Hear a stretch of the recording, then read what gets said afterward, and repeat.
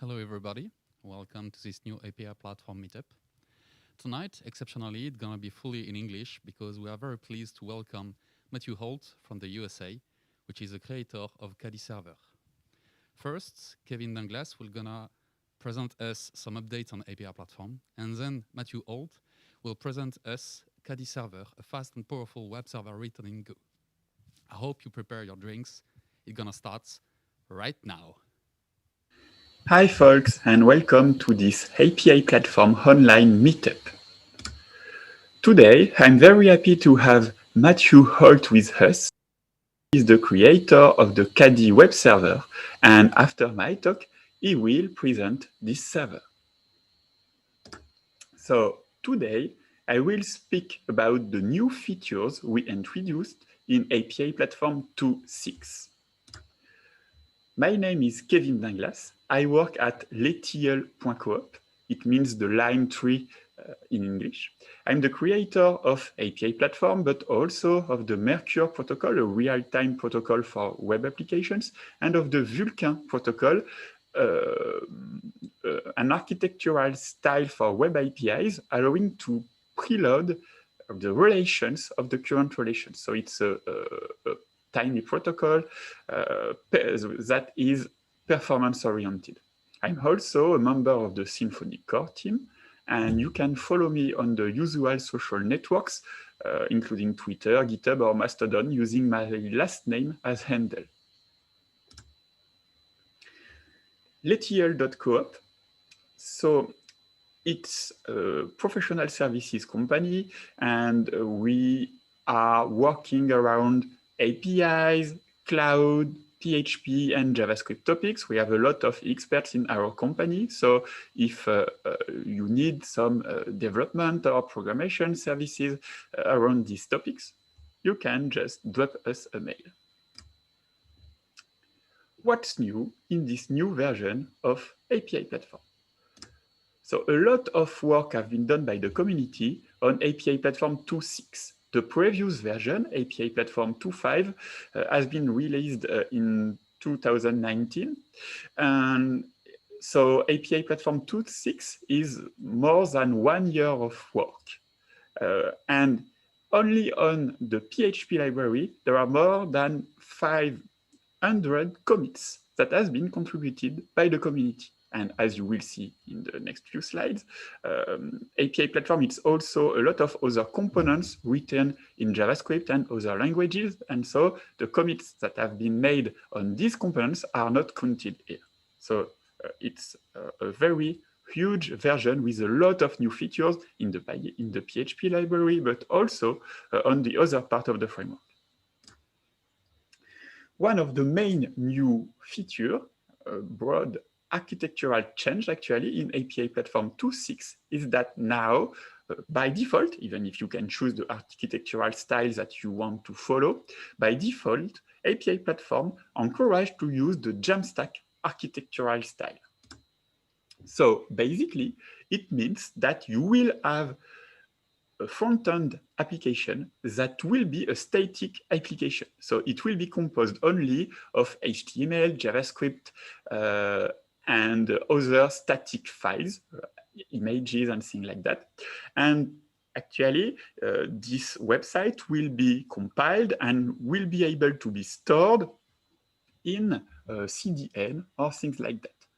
In API Platform 2.6, we integrated several front-end technologies, so you can choose your preferred front-end framework and use the integrations that we have created to generate a static website. So there are different strategies. It can be a fully static website. It can be a website that is partially static and partially dynamic, and it can be dynamic websites with server-side rendering. We will see that in a few minutes. So basically, you will be able to design your API using the server component of API Platform, and then to scaffold your website using the code generator that we provide in API Platform, and the static application will include all the data, all the contents that are served by your API Platform API. To do so, you can use CI systems, and for instance, in API Platform 2.6, we now provide an integration with GitHub Action. So when you install API Platform 2.6, you have the GitHub Action pipelines to generate your front-end application from the content served by the API that is provided in the API Platform distribution. So basically, you will have your API or your APIs built with the server-side component of API Platform written in PHP, and you will have a static website built using a popular JavaScript framework, most likely, that will consume this API. This API, it can consume it at build time to generate the pages that will be served, and it can also, or additionally, consume it at runtime to serve dynamic contents.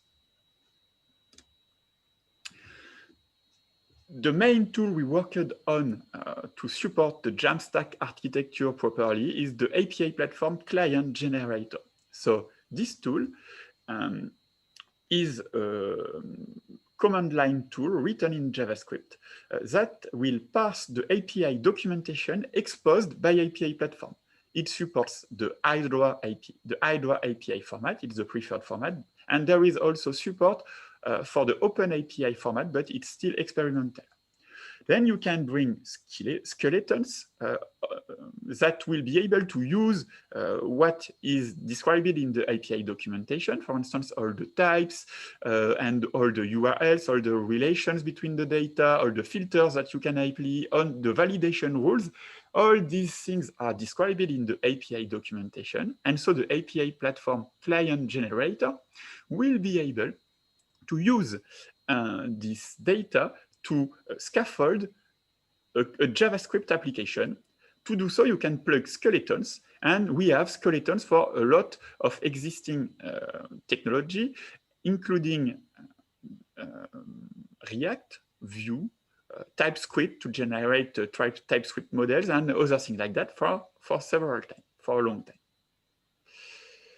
In this tool is able to work with any API exposing an Hydra or an Open API documentation, even if the API is not written in PHP, even if this API is not using the server-side part of API Platform. It can work with any API, providing the proper API documentation.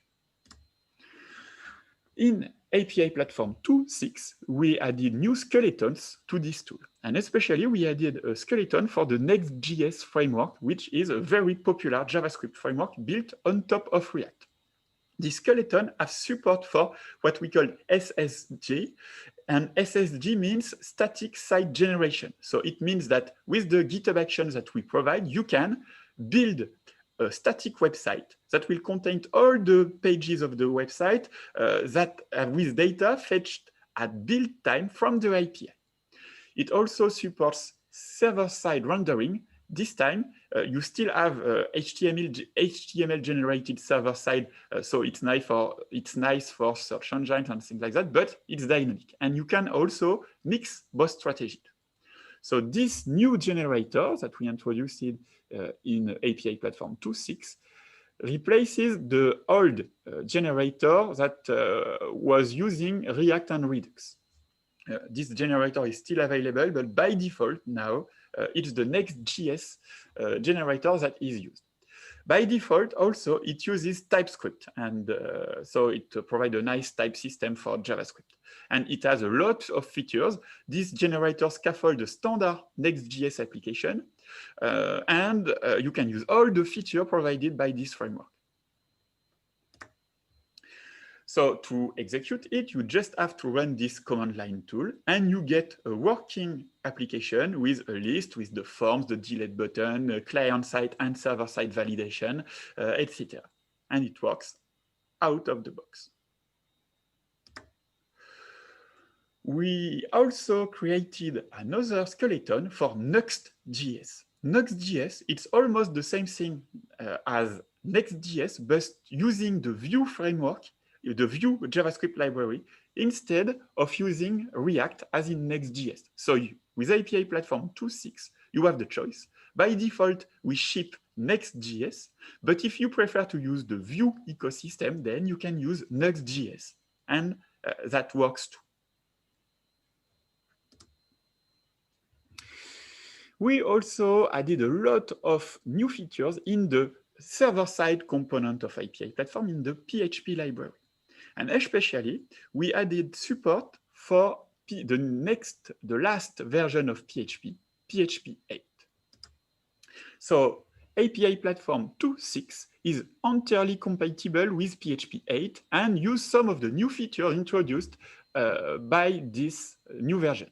It's still compatible with PHP 7 too, at least in version 2. We will keep compatibility with PHP 7. Probably that we will drop compatibility with PHP 7 in API Platform 3. Now, when you install API Platform with the distribution, you get a Docker image of PHP 8. So we use PHP 8 by default.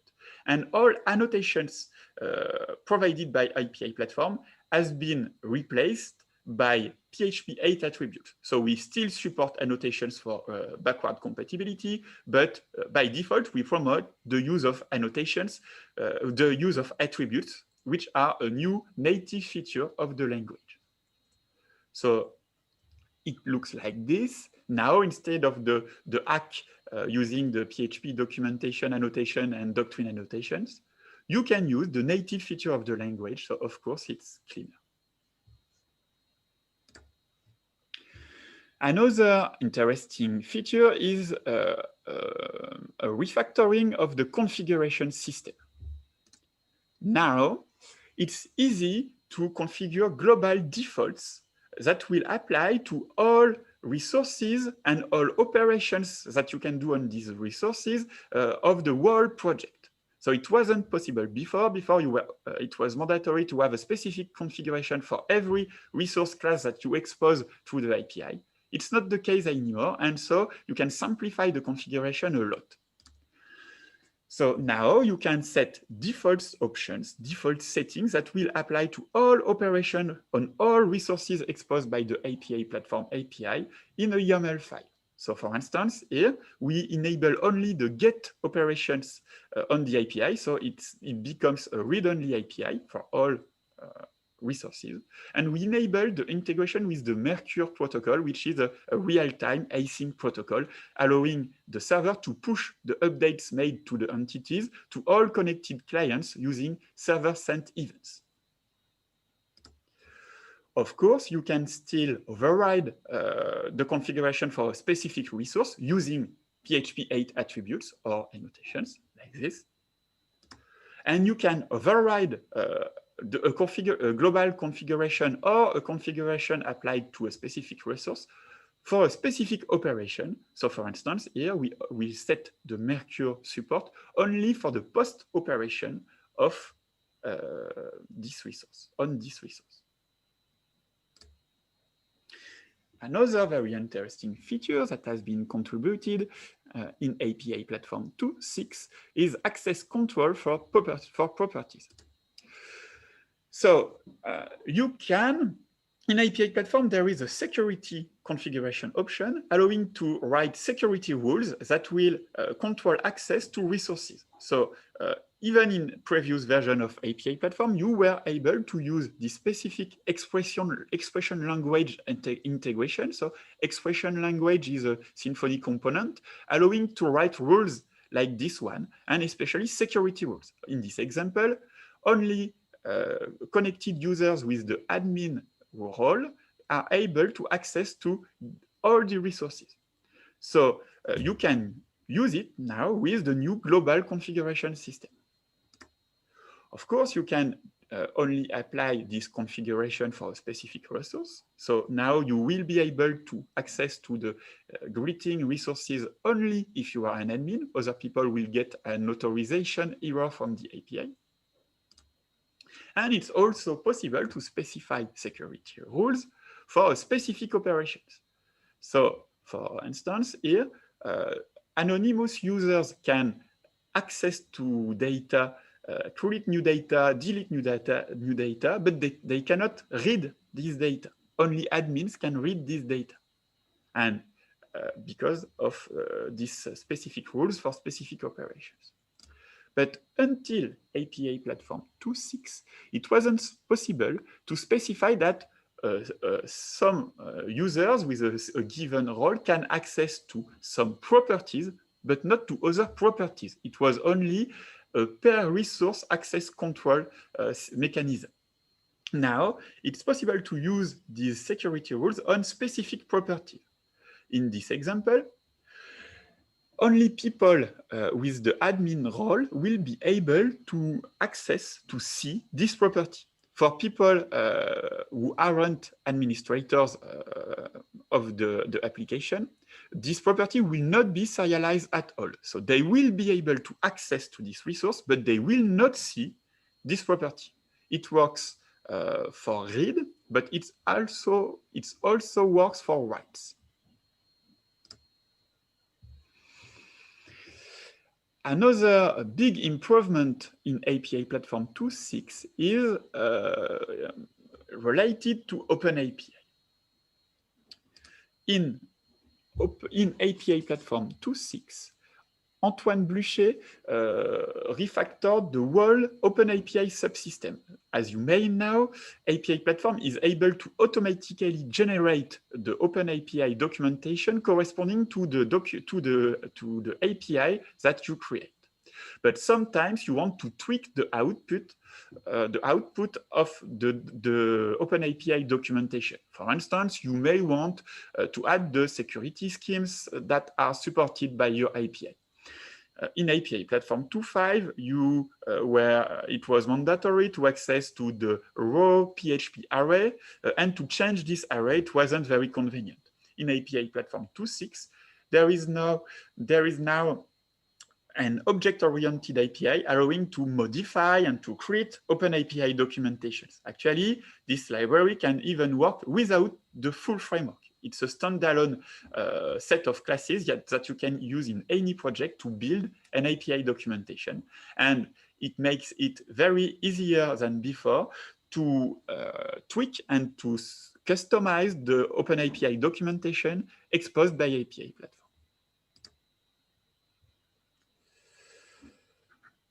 There are many more new features that have been added to the APA Platform PHP library. For instance, there is no support for GraphQL subscriptions because APA Platform also supports GraphQL. It uses under the hood the Mercure protocol. There is support for Mercure in REST or with GraphQL when you are using MongoDB instead of a relational database.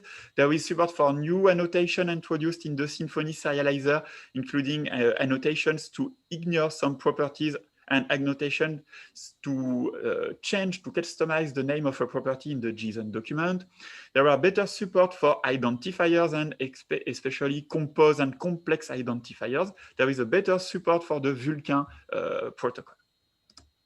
But one of the main changes in APA Platform is in the distribution. So the distribution of APA Platform is the skeleton that we ship when you go on the APA Platform website, and that contains everything you need to bootstrap a project. And especially it contains a Docker configuration, a Docker definition, and a Docker compose definition, allowing to start the project in a single command, Docker compose up. In APA Platform 2.5, to support all the features of the framework, we were shipping a lot of services. PHP and the database, and 2 Node.js containers for the JavaScript tools, and a container to support the Vulkan protocol through a gateway server, a container to support the Mercure protocol through a specific service, a specific container to generate the TLS certificates to be able to use HTTPS even in development, and a lot of things like that. It was complex. Hard to manage, hard to deploy in production, even if it were working properly, if it was working properly. In APA Platform 2.6, we made the choice to simplify everything by using the KDE web server. So Matthew will present KDE in depth after me, so I will not be too long on KDE, but with KDE, you can have a single process, a single binary doing most of what is needed to have a modern web application, including the web server, TLS management, HTTPS servers and things like that, API gateway, caching, and a lot of things. So KDE is free and open source and is now included in the distribution in API Platform 2.6. It is super fast and it is written in Go. It is extensible. You can write your own modules for KDE. It has native support for PHP through PHP FPM, so it's nice for API Platform, obviously. It natively supports HTTPS in production, but also locally. It can generate automatically self-signed certificates. It supports HTTP 2, but also HTTP 3. It is cloud native. You can change the configuration by using a built-in web API, so it's very nice. And it also supports Kubernetes. It can be used as a Kubernetes ingress. The nice thing with KDE is that you can have one daemon to expose your whole API platform application. And this single web server is able to support Mercure through a module, because you can extend KDE by writing your own modules, Vulkan through a module, because you can extend KDE, and you can even have HTTP cache right into the single binary, right into the KDE web server. So in API Platform 2.6, the distribution is now very easy to use. There is still PHP, because it's mandatory. There is the KDE server. And there is Postgres and Node for Next.js, which are optional. In 2.5, there were a Node.js container for the client and a Node.js container for the admin of API Platform. Now it's a single React application. The KDE server acts as a proxy. So basically now we don't use subdomains for the API and for the client and for the admin. Everything is served on a single domain. And so it's way easier and more performant, because you don't need CORS request for the client or the admin from the client or the admin to the API, because it's on the same domain. Now we have /API, which gives access to the documentation, and from the same domain, you get the client-side tools. And the KDE server uses content negotiation to select which backend to use. If it's an API request, most likely in JSON, it will hit the PHP server. But if it's an HTML request, most likely a front-end request, then it will route the request to the Node.js container and to the Next.js application. So we replaced the standalone Mercure binary by a KDE module. We also replaced the standalone Vulkan gateway server by a KDE module. And we are working on a new module to add full HTTP cache support to KDE. And the goal is to replace Varnish. So it's not finished right now. It's usable, but it's still in the early stages. And some key features, including cache invalidation, are still missing. But we hope that we will finish something very soon. And so it will be still it will be a KDE module that will be in this single binary. Because to use KDE, we changed the whole distribution. We also changed the Docker definition and the Helm chart for Kubernetes. And I'm working on the documentation of this part, but now you can deploy in production using Docker Compose. Before, in 2.5, it was only possible to use Docker Compose in development. It was hard to use it in production. Now it's very easy. It's a single command to deploy your app in production using Docker Compose. And we also created a new chart for Kubernetes. For small sites, you probably want to use Docker Compose because it's easier to use than Kubernetes. For larger sites, the Kubernetes integration is the way to go.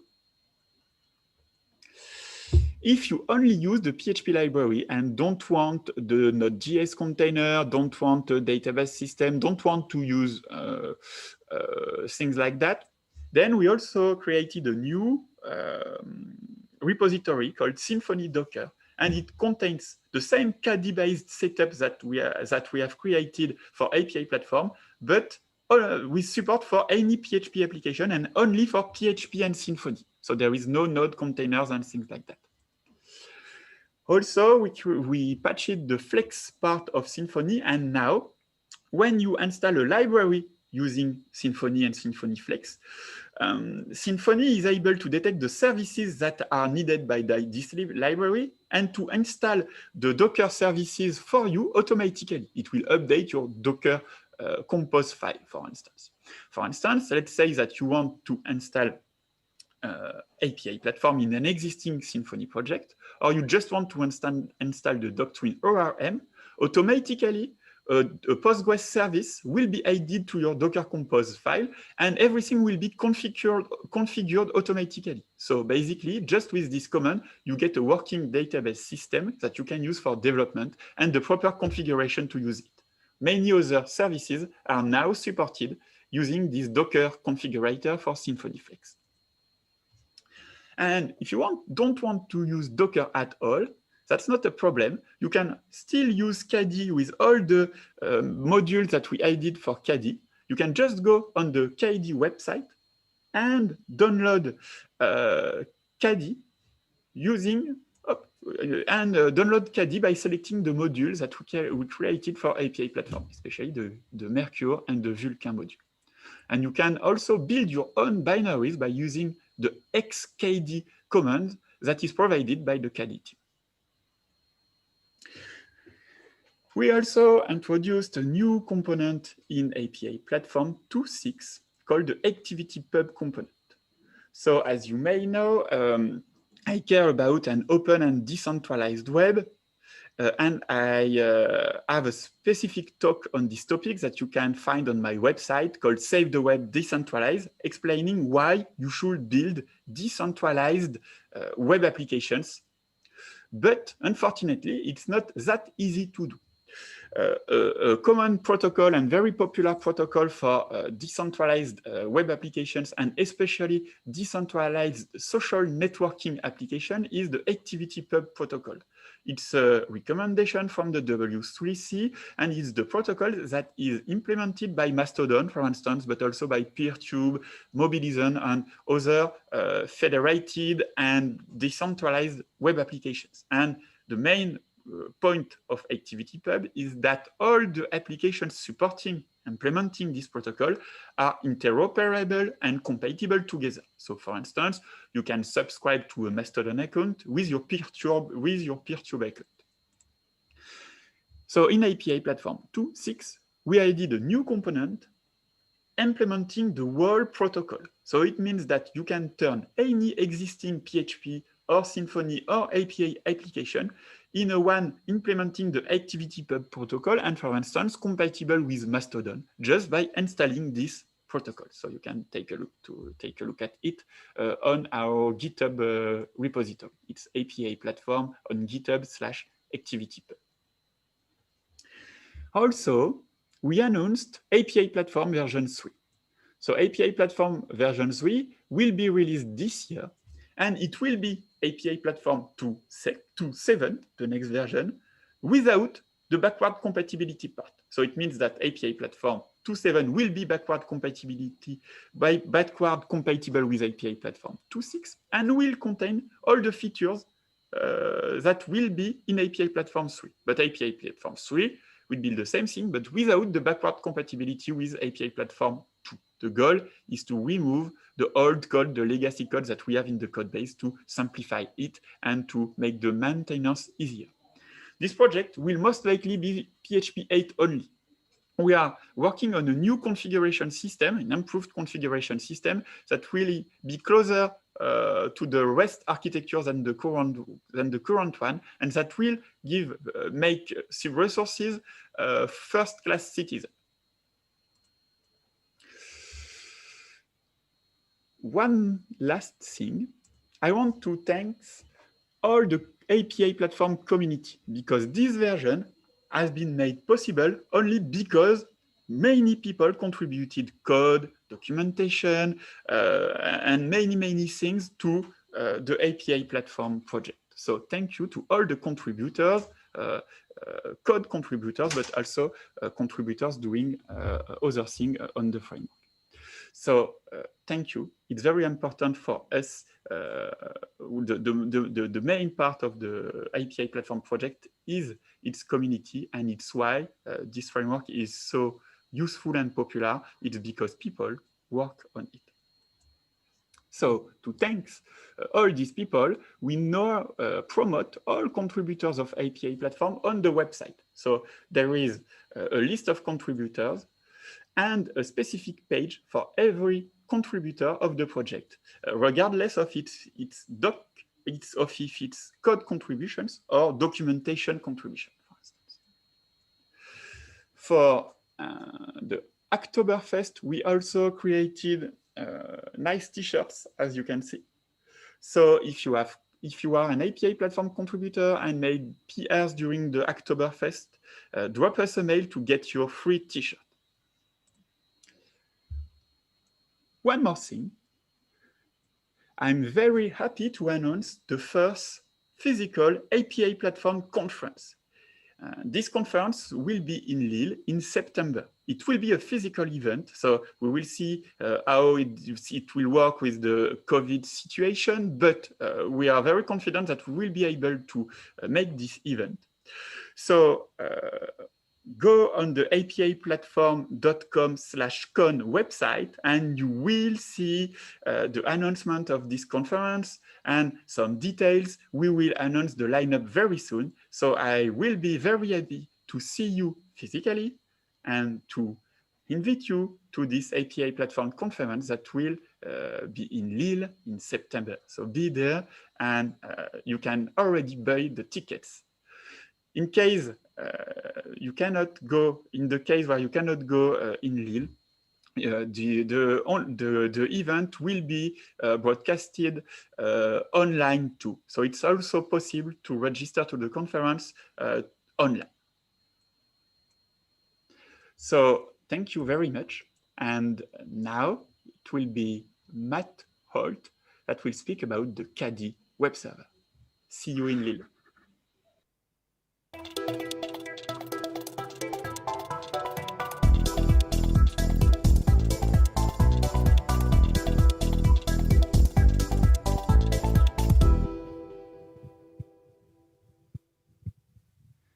Thank you, Kevin, for this presentation of all those new features in API platform.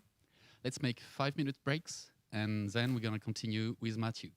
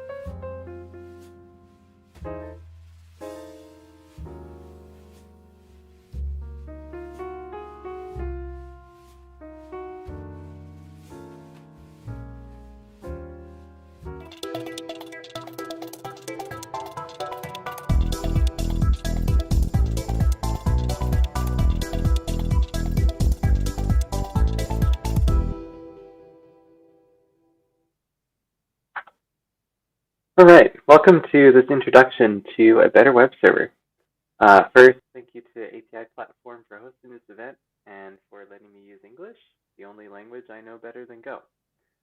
Also, thank you to ZeroSSL for being the primary sponsor in this project. And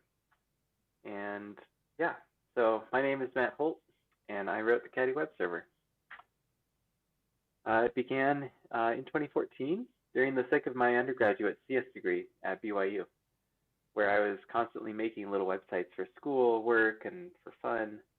And I got fed up with using traditional web servers that made my workflow extra tedious. For example, setting up Nginx to render Markdown pages was a pain. Setting up HTTPS was a pain. Setting up multiple sites was a pain. Templating was a pain. Configuration was a pain. It was all just so painful. I finally expressed to one of my classmates who went on to work at Microsoft, actually, while I got rejected at the same time interviewing, Nate McMaster, while we were out walking on campus, maybe I should just write a web server and go. And in 2015, I finished some of it and put it on GitHub, and the rest is history for another time, maybe another presentation. Caddy 2 is a web server that will challenge the way you're used to setting up web services. It will save you time and money in both development and production costs. Caddy deployments have fewer moving parts, so you'll have less problems to deal with in production and less maintenance to perform on your infrastructure. We call it the ultimate server, actually, because it does things that no other server can do. And it's called Caddy because it takes care of the menial tasks that normally consume your attention when using other web servers, such as Apache or Nginx. Caddy does things differently in an effort to be more powerful and flexible and productive. So expect to be surprised by certain behaviors or conventions or other nuances that you're not used to. Caddy can be opinionated at times, but usually it's for security or to cater to the 99% use case more than the 1% case. If you want to check it out now during this video, just go to caddyserve.com/v2. You can learn about the latest version that I'll be speaking about today. So what is the 99% use case? Well, I understand most of you are JavaScript, PHP, maybe Python developers. You probably have static files like CSS and images, and you probably have some API powered by a backend to which you proxy. So static files and reverse proxying are two of the main cases for sure. Load balancing and ingress are fancy words for reverse proxying, but it's all actually the same thing. Caddy can do all these. TLS termination is another reason that a lot of people put up a web server in front of their apps, even though maybe your application platform like Node.js or whatever can handle TLS termination and can do all that for you. Often people still put up web servers for these other reasons, because they want to separate. You want to separate web-facing HTTP concerns from your core application logic. You don't want to have to deal with that. So things like templating and headers and authentication security, you want to make sure that that's just taken care of. You don't want to have to deal with that inside your application. Rate limiting will help ensure service availability, but again, that's a lot of state that you don't want to mess with. Things like compression is also really useful. Rewriting and redirects, these are similar concepts. Rewrites happen internally, unbeknownst to the client, whereas redirects are HTTP responses. These are all things that should happen before it gets to your application or after it leaves your application. Multiplexing is also a super common reason. You might have several. So multiplexing in general means serving multiple things at one point. So this could be protocols, like maybe you're serving TLS and HTTP on the same port. You can do this with Caddy with a plugin. Maybe you're serving multiple backend applications on the same domain name based on the request path or something like that. I think Apache calls this virtual hosting or something. It's all just multiplexing, and the idea is that the web server will take care of figuring out which where to route the packets to, where to route the requests to. Another common reason too is for maintenance and errors. If you want to take your application down for maintenance and have some good error handling or failovers and load balancing, a web server and friend is really good at that. So Caddy is good at all these things, but I'll show you why Caddy is a compelling alternative to Apache and Nginx and other servers, even the newer, trendier ones with all the like fancy infrastructure things coming out. You should still use Caddy, which you'll see why this is compelling here in a few minutes. Caddy will challenge you to kind of change and improve your web development habits. So for one thing, HTTPS is the default protocol, and this is the only server to use HTTPS by default still. So it doesn't use HTTP by default, really. If you give it, you'll see when you give it a configuration, it'll serve it with TLS. And to that end, TLS certificates are automatically obtained and renewed for you. This is a super important feature that I think is really undervalued.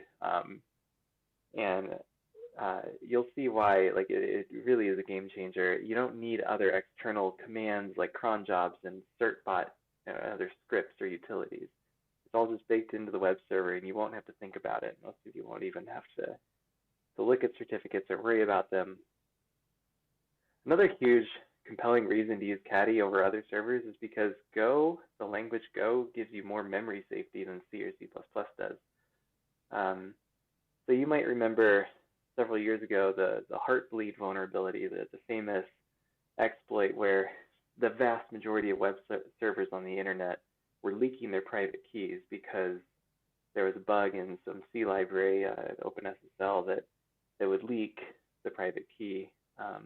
This is common in all C programs, really, and Go programs are impervious to these kinds of vulnerabilities. So Caddy, which did exist at the time, it wasn't on GitHub, but it did exist at the time, it was never vulnerable to these kinds of exploits, and so it won't leak your private key like that. So already, just by using Caddy instead of Nginx, you're gaining security, you're improving that. Another reason people like to use Caddy is because the Caddy file, we call it, is a way to configure Caddy. It's very simple and memorable. I'll show you that in a minute. But if config files aren't your thing, it's also very programmable and automatable. If you want to integrate this with like an application or a system you're building, Caddy's config API makes this very flexible and very powerful. It's also designed with a modular architecture, meaning that you can extend it with plugins. These would be written in Go and compiled in, and this lets Caddy do basically anything. And I kind of mean anything that your server, that your computer can do.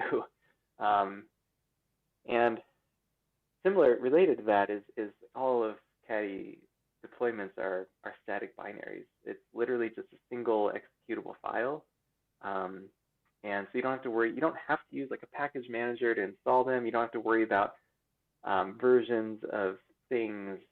I'm remembering my nightmares with Python in college, trying to get various Python scripts working because of dependencies, management nightmares. And anyway, you don't have to worry about that. You just plop the executable file on your server and you run it. Literally it. Putting it in your path is optional. Just make it executable and run it. So very easy to deploy, not much that can go wrong there. It also has sane defaults. I do not know why this is such a unique feature, but we actually have defaults that just work for TLS and PHP and proxying and serving static files. Defaults that work for the 90% or 99% of use cases. Good secure TLS defaults, good reasonable PHP defaults when you have modern apps. Things just kind of work out of the box for the most part. And if they don't, you can tweak it. So you'll see that Caddy is more than just a web server. It's really a platform on which you can build applications and services. So I hope you'll take advantage of that and really unlock its potential. So let's just jump into this. I'll show you the basic use here. So Caddy, being a server, is like a long-running process. And to start it, you just say Caddy run, and nothing will happen. And that's intentional because you didn't give it any config probably. So what Caddy does do actually when you run Caddy run is it opens a port on 2019. You can see in the next in the next command here. And that port will accept a configuration. So you give Caddy its configuration while it's online, and it will dynamically apply that while it's running. So here we're posting a JSON document to its load endpoint, and this will cause Caddy to load its a configuration. And this is how Caddy does all of its configuration. Actually, is Caddy is configured with JSON through an API endpoint. I'll show you in a few minutes how the command line can make that easier by allowing you to work with config files and doing the API stuff for you under the hood. But anyway, let me show you how this API works because I think it's important to gain an understanding of this. So I'm going to first run Caddy just like this, and you can see that the admin endpoint is started and it's at localhost 2019. Now, by default, this is only accessible on localhost for obvious reasons. And so I have my REST client here, and I'm just doing an HTTP GET request to this /config endpoint. And when I do, I get null, and that's because Caddy has no config initially. Now, this is not my website. This is the administration endpoint where Caddy is managed. So it's a very important distinction. So it just says null, and that's okay. But let's say I want to serve a website on port 8080. Well, I have this GET request here for port 8080, and it's not going to work because I haven't told Caddy to do that yet. But I can, by posting to this load endpoint, I can post a JSON document. And this is what I'm going to post is I'm going to tell Caddy to listen on port 8080, and I'm going to tell it to run a file server with directory listings enabled.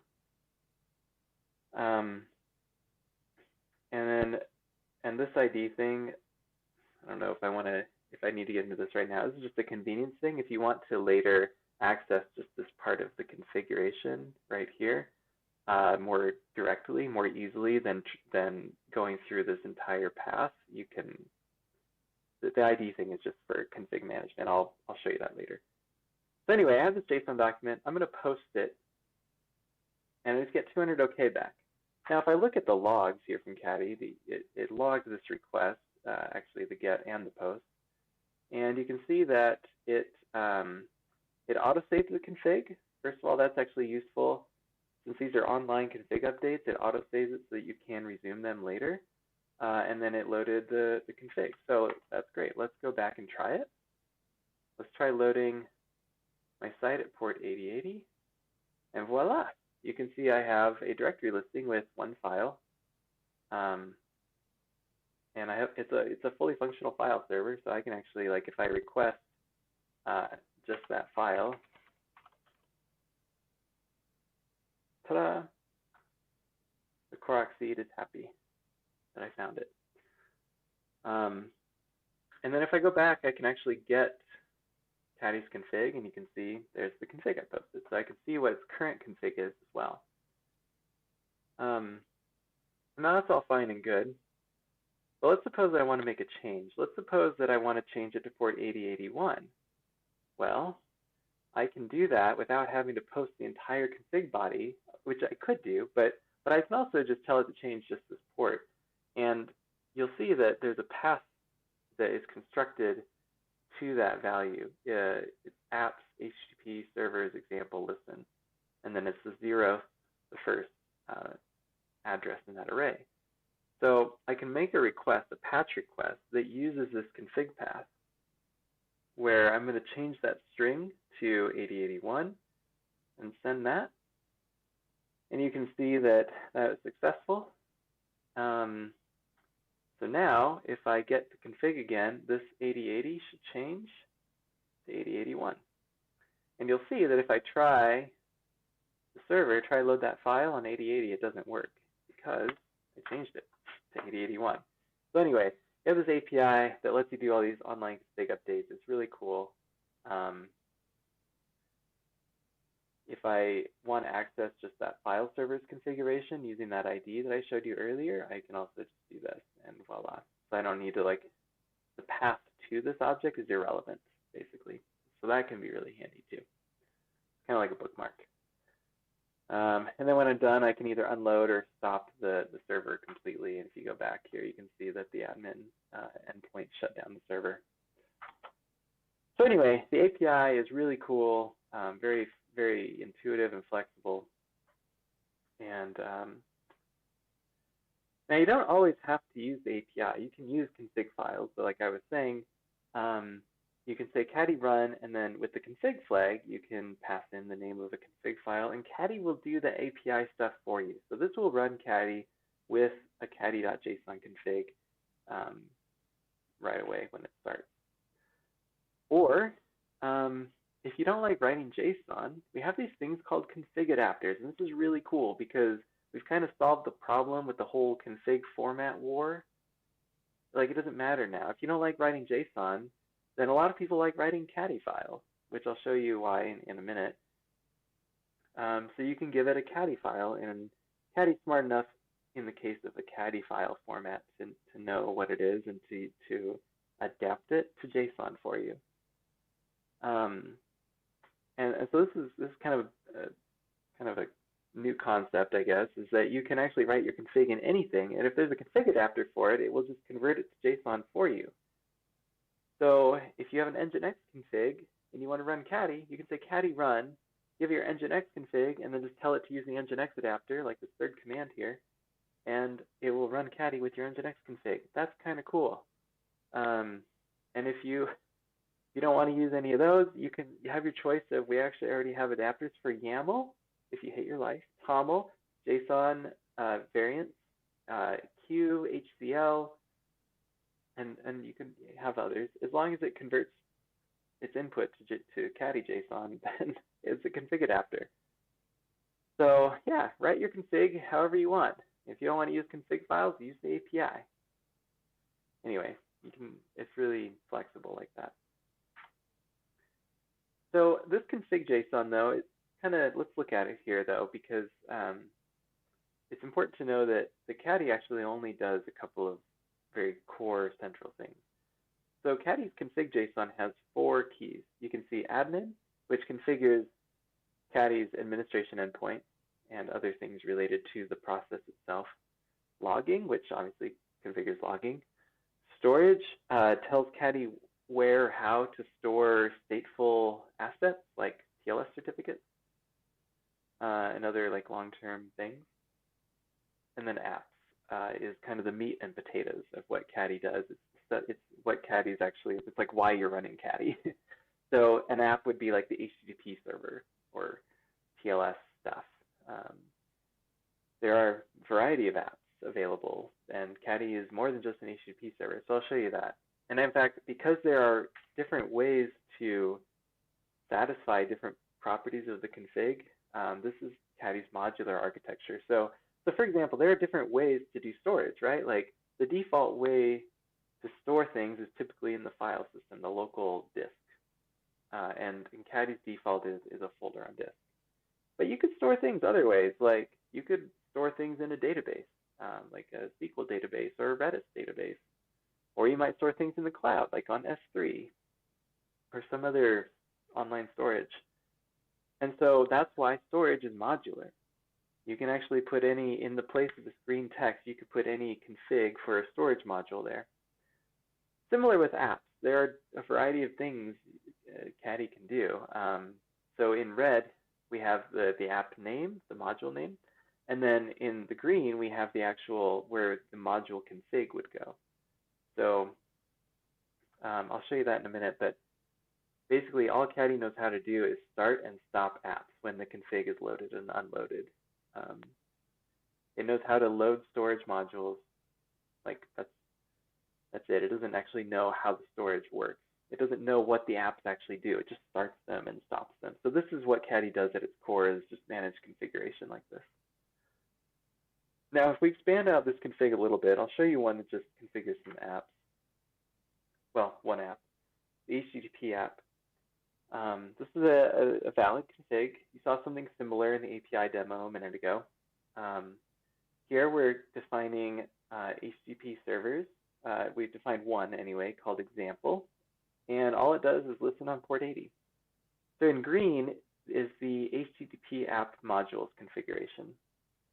And all Caddy knows how to do is load this HTTP module and call start on it. And the HTTP module does the rest with the green config there. This is actually a really powerful idea. It's not necessarily new, but it's, I think, applied. This is a very novel way to apply this kind of architecture. You have kind of this one all does all application that you can deploy. That's a really powerful idea.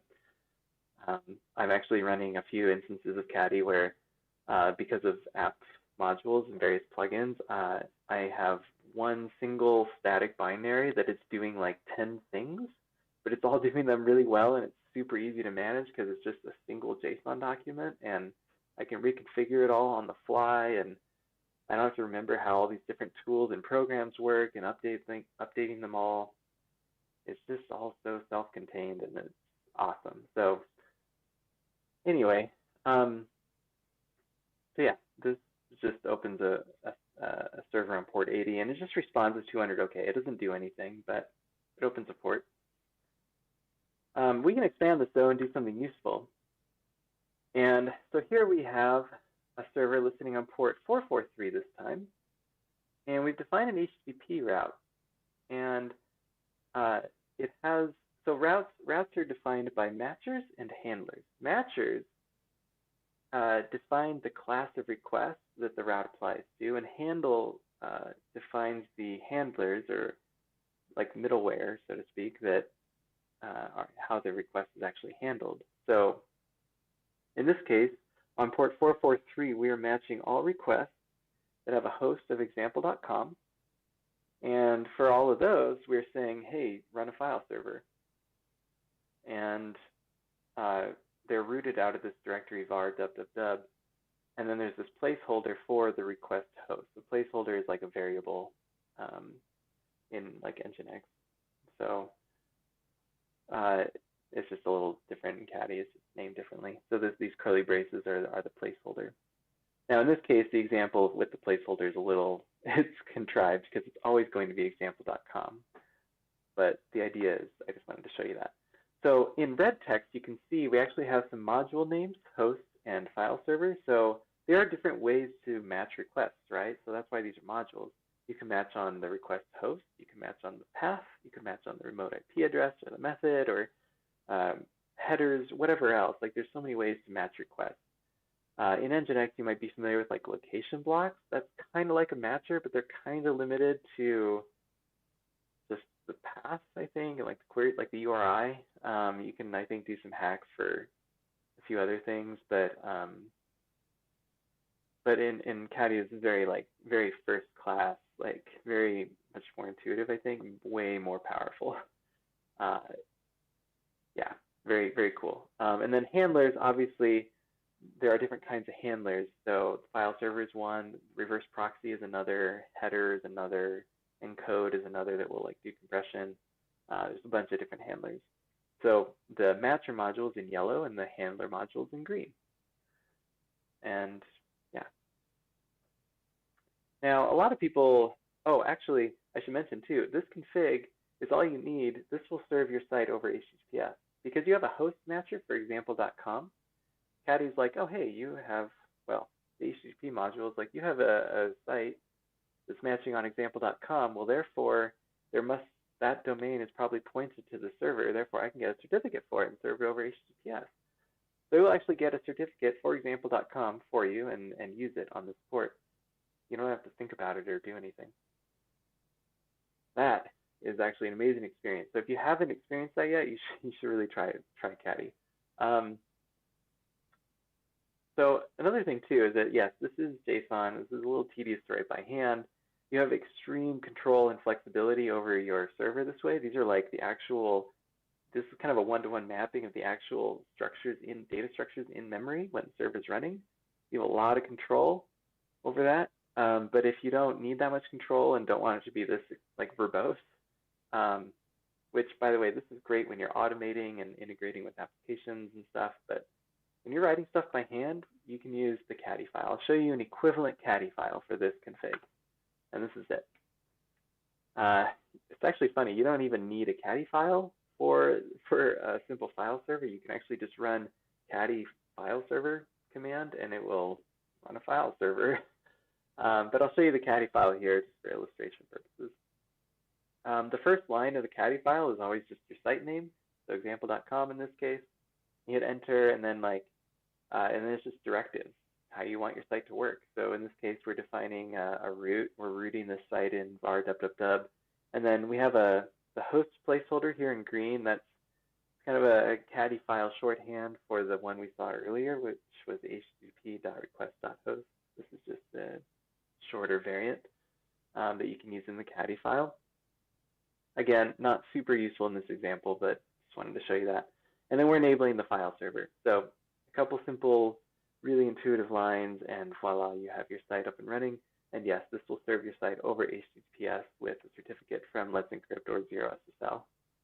And uniquely, caddy will fall back to another CA if the first one doesn't, if it can't get a certificate. So if Let's Encrypt is down, for example, it could use Zero SSL and vice versa. That's a very unique feature that also I don't think any other server is doing. Yeah. Now, if you do want to serve your site over HTTP, all you have to do is just change the site name to prefix it with HTTP. It's really simple. Now, suppose that we want to serve multiple sites. Let's say we have a bunch of different folders in our var www folder, and they all have different sites in them.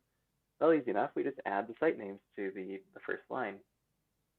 And so now we can serve both example.com and sub.example.com out of our www folder. And in this case, the host placeholder actually is useful because now it will actually depend. It might be example.com. In other requests, it might be sub.example.com. So it's actually going to be dynamic here. And we could do this all day. We could add 10,000 host names to this config, and it would be fine. Caddy will try managing a certificate for all of those, unless you tell it not to. But I mean, unless you control all those thousands of names, you probably don't want to do that. One, because updating your config all the time is tedious, like adding more as you get more users or whatever, or as users leave. You know, but if they're like users' custom domains, you don't want to do this because you don't control the domain, and so you don't want to tell Caddy to serve their site if their domain isn't configured properly and it's out of your control. I'm going to show you a really cool trick that a lot of companies spend a lot of money on with complex infrastructure to manage certificates and sites for custom domains for all their customers. I'll show you how Caddy can do this in like a minute and explain how it works. So again, I should clarify too that it's okay to update your config often. Caddy can handle a lot of config updates, but it's just tedious, right? Like, why do that if you don't have to? So let me show you this config. Now we've changed the first line to just port 443. We've gotten rid of the host names, and we're just saying just open port 443, the HTTPS port, and you've got the same root and file server, but we're adding PHP fast CGI.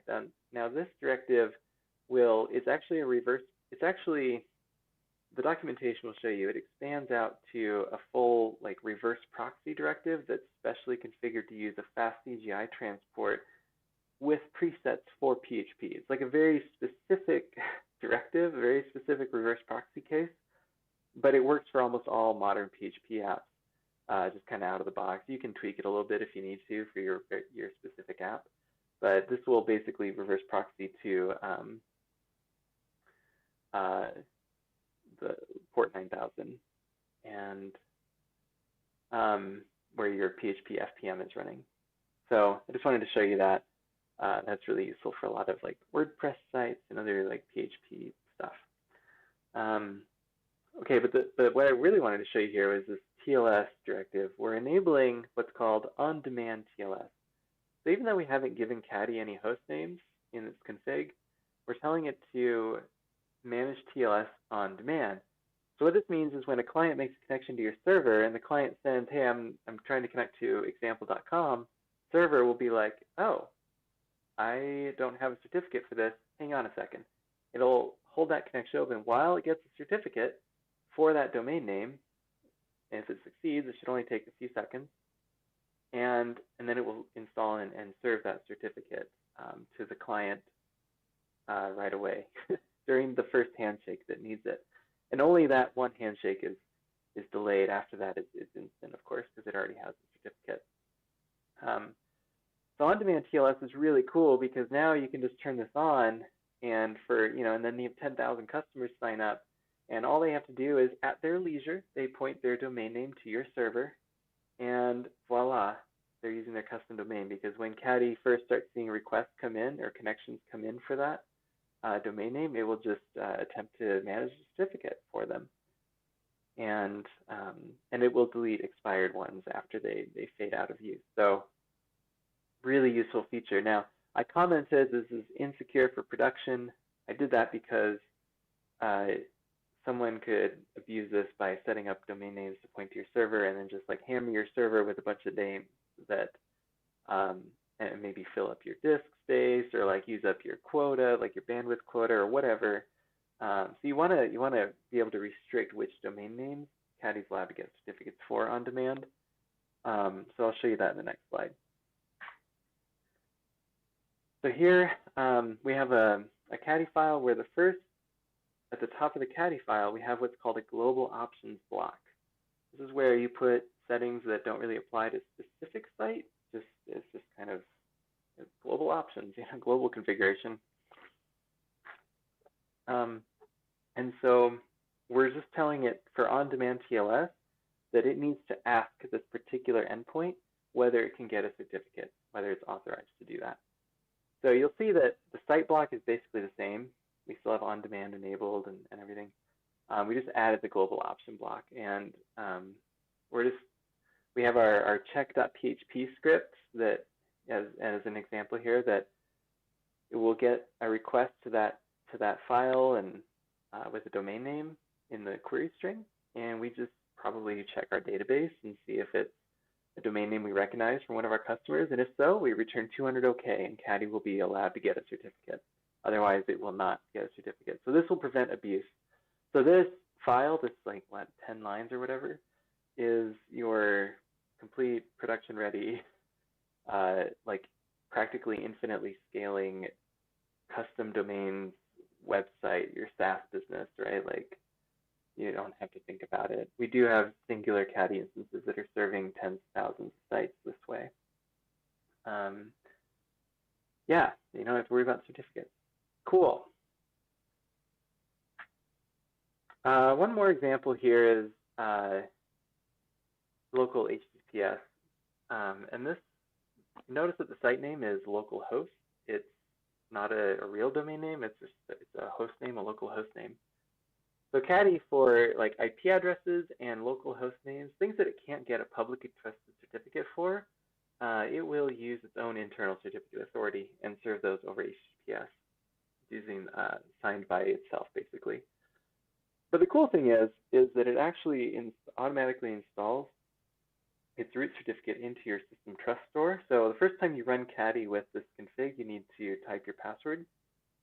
It'll install its root certificate, and then it'll issue a certificate with that for example, localhost or any .local or .localhost host name. And that certificate will be valid for like a day or something, and it will automatically renew if it's still running. And so you get trusted localhost in your browser on your machine. This is great for like development. But this can also be used for like mutual TLS and client authentication. I'm not going to get into it in this presentation, but same basic functions apply to those like advanced production use cases. And yeah, so in this example, we're just responding with a happy Korok seed for every request, just hard coding that response for illustration. So Caddy file demo. So I showed you how the API works. Maybe I should show you how the Caddy file works. This is really easy. Actually, I should show you. You can actually run Caddy file server, and you don't even need a Caddy file at all if that's all you're doing. You can also do like Caddy reverse proxy if that's all you're doing. Although you do need to say what you're reverse proxying too. So I don't know. I don't even know if I have anything there. But you can see that it's proxying localhost to localhost 9000. You can also get command line help by doing caddy-h. Nope. Caddy help. Yep. You can also do caddy help and then the subcommand. So if you want to see like what options you have for file serving, caddy help file server, and you can see how that works. So that file server example from earlier, caddy file server browse, and you can specify the root if it's var www whatever. So you may not even need a config file. Just be aware of that. But I'll show you. Yes, I'm a noob and I use Nano. So I'm just making a file called caddy file, and I'll show you the local HTTPS, and I'll just show you this one. Yeah, you found me. Yeah, let's do that. I mean, this is obviously super simple, but most caddy files are not super complex anyway. So now if I do caddy run, you'll see that it's starting the admin endpoint, so we can manage it. Look at this. It's doing servers listening only on the HTTPS port, but has no TLS connection policies, adding one to enable TLS. This is automatic HTTPS at work. Oh, and notice that it's picking up. So it's picking up the adjacent caddy file. I should have explained this. When there's a caddy file in the current directory and you run caddy run, it will automatically use it. So auto HTTPS does its thing. It sets up redirects for you. That's kind of cool. And yeah, it looks like it's good to go. So I'm going to open a new shell here. And you see this? And do curl-v http localhost. You can see that it responded with a permanent redirect to HTTPS. That's great. Well, if we follow that redirect, yeah, haha, you found me. And look, that was over HTTPS, by the way, using a locally self-signed certificate. So anyway, really easy. Don't overthink it. Caddy file is pretty simple. Okay, time to finish.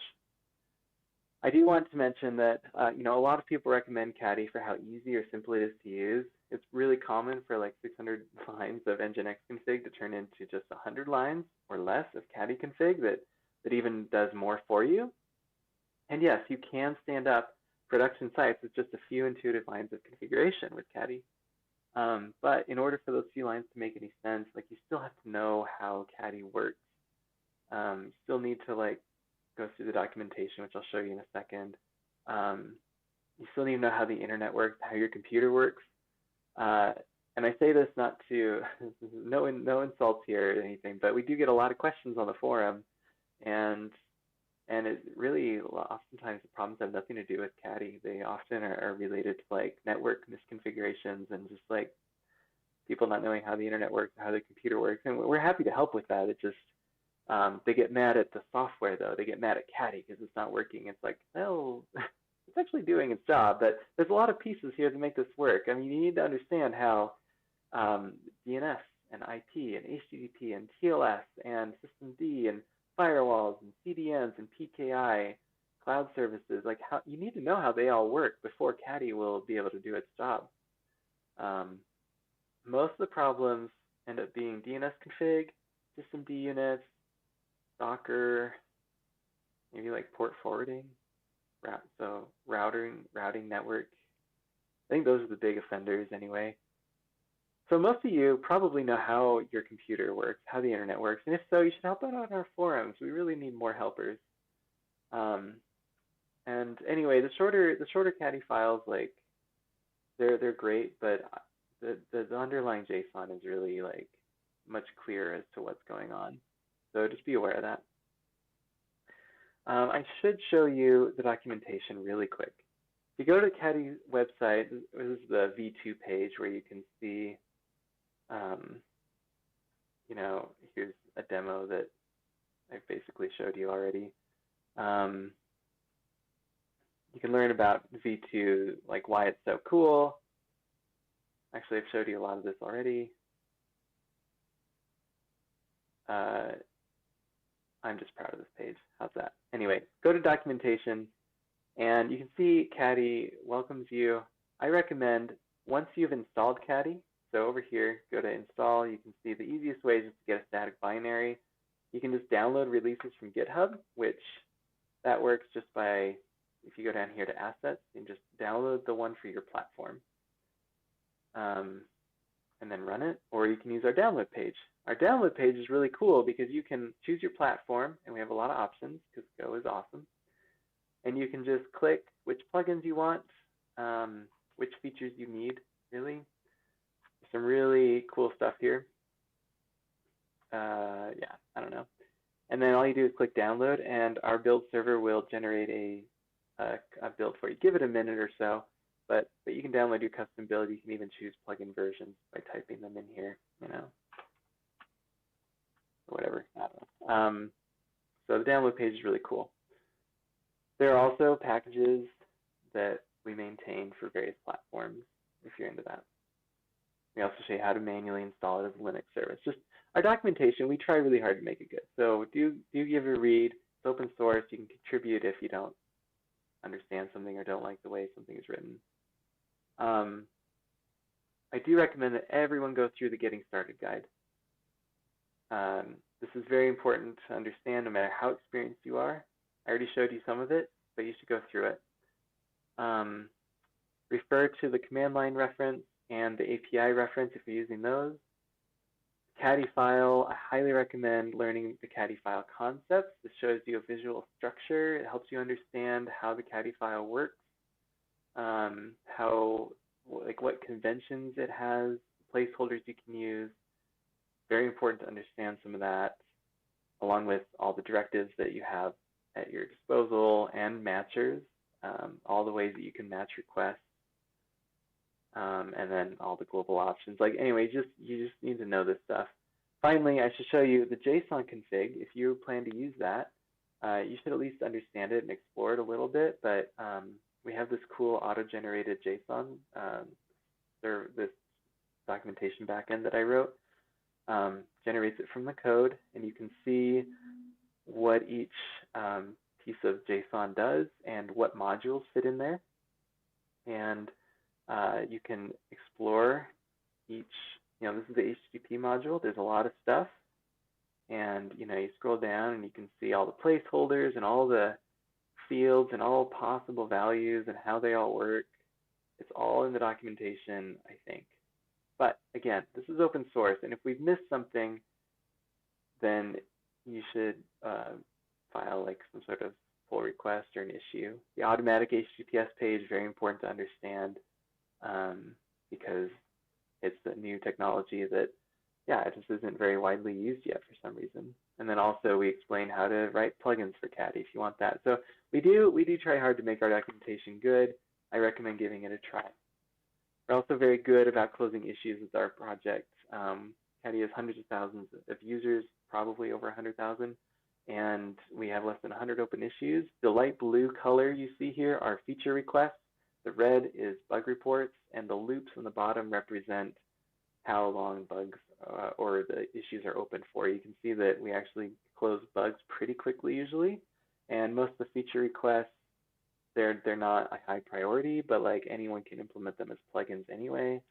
But do feel free to get involved in the project. Finally, if you find Caddy useful, I would really it runs on your sponsorship. So if your company is using Caddy or its customers are using Caddy, it's a really good look to sponsor and really like rely on that, as I do work on Caddy full time. So please consider that. And anyway, thank you so much. And I hope you found this interesting and will give it a try.